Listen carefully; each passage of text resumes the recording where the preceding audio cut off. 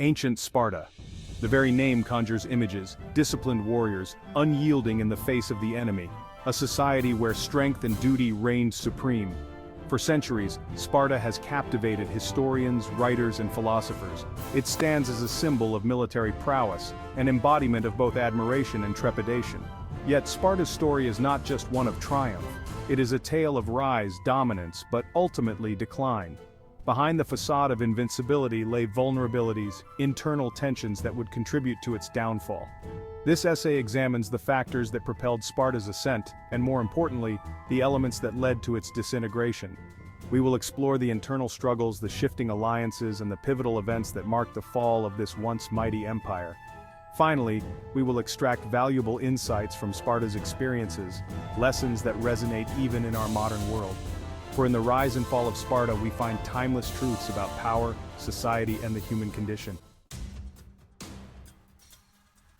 Sparta's origins were humble, a far cry from the dominant force it would become.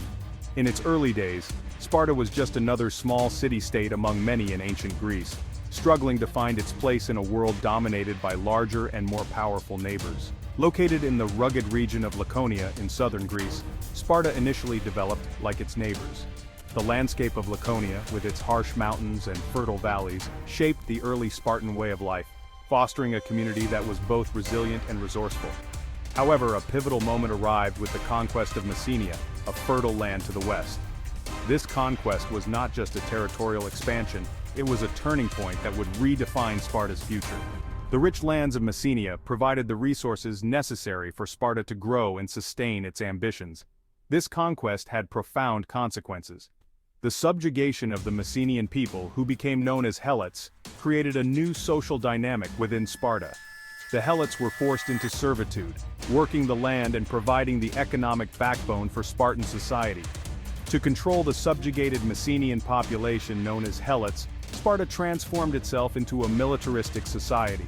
This transformation was driven by the constant threat of Helot rebellion, which necessitated a strong and disciplined military presence.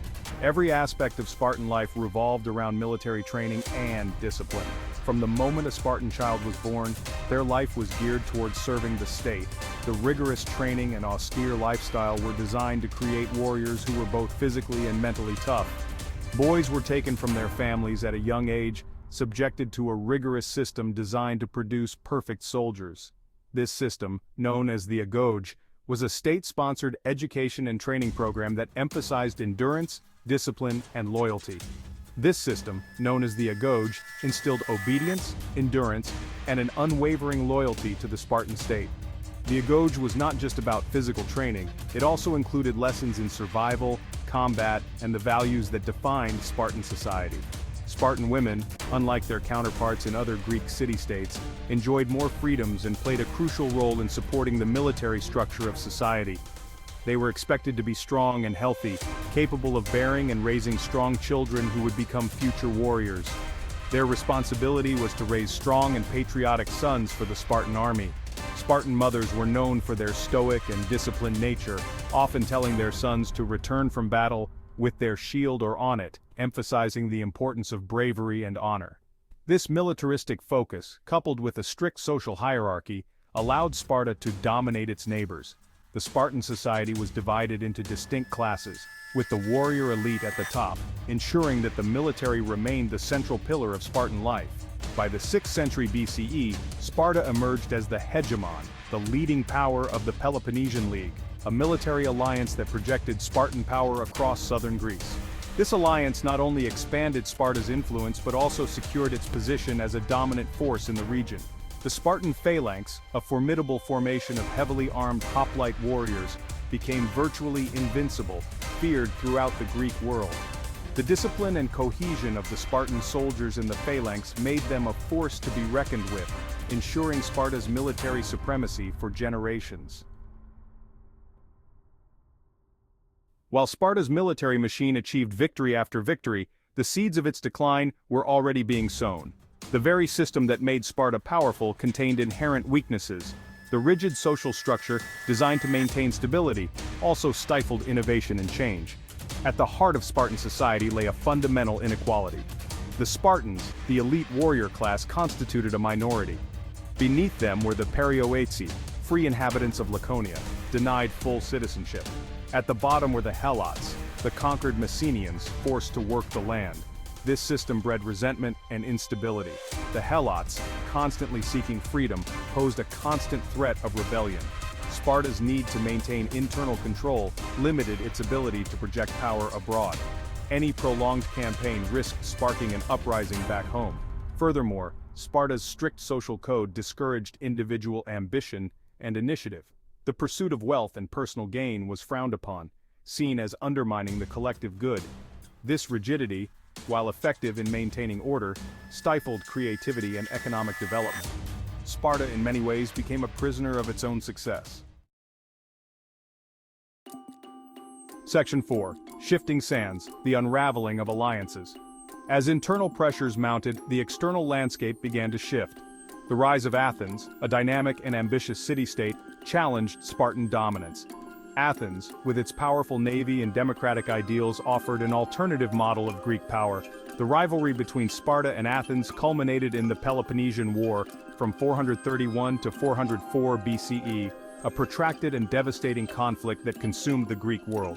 Sparta, with its land-based army, faced a formidable challenge in combating Athenian naval power. While Sparta ultimately emerged victorious, the victory came at a steep price. The war drained Sparta's manpower and resources, weakening its hold over the Peloponnesian League. Moreover, Sparta's actions during the war, including its alliance with Persia, alienated many of its former allies. The Peloponnesian War marked a turning point. Sparta, once seen as the defender of Greek liberty, was now perceived by some as tyrannical and self-serving. This shift in perception, coupled with its weakened state, created an opportunity for new challengers to emerge. Section 5. The Theban Hammer Epaminondas and the End of Hegemony. The power vacuum left by a weakened Sparta did not remain unfilled for long. The once dominant Spartan military machine, known for its rigorous training and discipline, had begun to show signs of wear and tear. Their influence, which had stretched across the Greek world, was now waning. Thebes, a city-state in central Greece, seized the opportunity to challenge Spartan hegemony. This city, often overshadowed by its more famous neighbors, was ready to step into the spotlight and assert its own power and influence. Under the brilliant leadership of Epaminondas, a skilled general and military innovator, Thebes reformed its army and forged new alliances. Epaminondas was not just a military leader, he was a visionary who understood the importance of strategy and innovation in warfare. In 371 BCE, at the Battle of Leuctra, Epaminondas delivered a crushing defeat upon the Spartans. This battle was not just a victory, it was a statement that the old order was changing. This battle, a tactical masterpiece, shattered the myth of Spartan invincibility. The innovative tactics employed by Epaminondas, including the use of a deep phalanx and the oblique order, caught the Spartans off guard and led to their decisive defeat. The Theban victory had far-reaching consequences. It not only elevated Thebes to a position of power, but also inspired other city-states to reconsider their alliances and strategies. Leuctra marked the end of Sparta's reign as the dominant power in Greece. The once feared Spartan warriors were now seen as fallible, and their aura of invincibility was forever tarnished. It also signaled a shift in military thinking. The traditional hoplite phalanx, which had been the cornerstone of Greek warfare for centuries, was now being questioned and re-evaluated. Epaminondas' innovative tactics, particularly his use of the oblique order, exposed the vulnerabilities of the traditional hoplite phalanx, long the cornerstone of Spartan military might. His strategies emphasized flexibility, depth, and the element of surprise. The Theban victory had a profound psychological impact. It demonstrated that even the mightiest of forces could be defeated with the right combination of strategy and courage. Sparta, once feared and respected, was now seen as vulnerable. The defeat at Leuctra exposed the weaknesses in their military and societal structures. This emboldened its enemies and encouraged further rebellions within its territory. City-states that had once been under Spartan control or influence began to rise up and assert their independence. The Spartan system, designed for a bygone era, struggled to adapt to this new reality. Their rigid social and military structures, which had once been their greatest strengths, were now their greatest weaknesses in a rapidly changing Greek world. Section 6. Beyond Leuctra, a slow fade into irrelevance. While the Battle of Leuctra marked the decisive end of Spartan hegemony, Sparta's decline was a gradual process, not an immediate collapse. The Spartans, despite their losses, continued to exist as a city-state, clinging to their traditions and way of life. They held on to their austere and disciplined lifestyle, believing it would see them through the changing times. However, the world around them had changed dramatically. New powers emerged, vying for control of the Greek world. The political landscape was shifting, and Sparta struggled to keep up. Philip II of Macedon, a shrewd and ambitious ruler, recognized Sparta's weakness and exploited it to his advantage.